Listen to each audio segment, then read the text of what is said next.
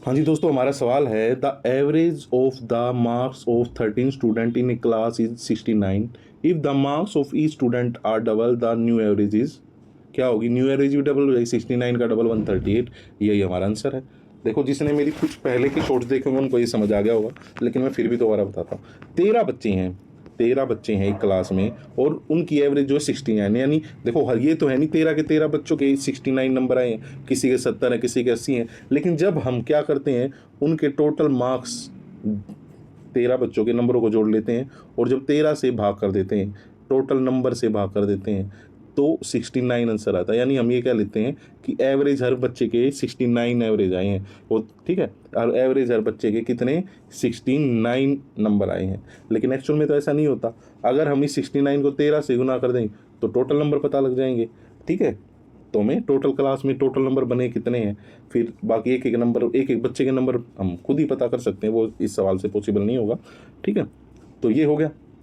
अब इसमें मैंने आपको कहा था जो टोटल बच्चों के साथ ई स्टूडेंट्स के साथ जो बदलाव हो रहा है वही इसमें होगा। सपोज करो ये कहता कि हर बच्चे के 4 नंबर बढ़ गए, हर बच्चे के 4 नंबर बढ़ गए हर बच्चे के, तो सीधी सी बात है, आपको ये पहले मल्टीप्लाई करते, फिर आप 13 चौके 13 और 4 की गुना करते, फिर आप सम को प्लस करते, फिर आप 13 से भाग करते हो। वो करना नहीं है। अगर टोटल में फर्क आता है, हर बच्चे में सेम फर्क आ रहा है, तब आप क्या करोगे? तो 4 नंबर बढ़े हैं यानी कि एवरेज भी 73 हो गई, 4 नंबर कम हुए हैं यानी कि एवरेज 65 हो गई।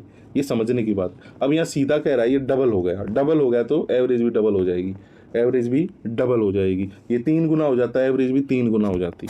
समझ गए? जो भी फर्क पड़ेगा वो डायरेक्ट एवरेज पे पड़ेगा। लेकिन कब? कंडीशन याद रखना, जब हर अब इसमें आ जाए कि भी 4 बच्चों के 5 नंबर बढ़ गए, 6 बच्चों के 3 नंबर बढ़ गए, समझ रहे हो, 3 बच्चों के 9 नंबर बढ़ गए, तभी भी आपको कुछ नहीं करना। इन 4 बच्चों के 6 नंबर बढ़े, इनको गुना कर लो, 6 बच्चों के 3 नंबर बढ़े, इनको गुना कर लो। ठीक है, इस टोटल सम का पता लगा के उसको 13 से गुना कर दो और 13 से डिवाइड कर दो, जो भी डिफरेंस आएगा वो सीधा इसमें आ जाएगा। ठीक है, या आप ज़्यादा ही पजल हो रहे हो तो इनकी मल्टीप्लाई करके इनको प्लस करो, इसकी मल्टीप्लाई करके इसके सम को इससे इस सम से जोड़ो, और फिर जो हम बेसिकली करते हैं। ठीक है, लेकिन पेपर में इतना बहुत कम ही सवाल आते हैं, डायरेक्ट आता है, पर डायरेक्ट एवरेज के साथ चेंज आएगा और सीधा आपको ये देखो कितना टाइम लगा, डबल है, सीधा आंसर आ गया, कुछ सेकंड लगे और आपका एक नंबर पक्का हो गया। और ऐसे हर एक सवाल जरूर आता है DSSS में।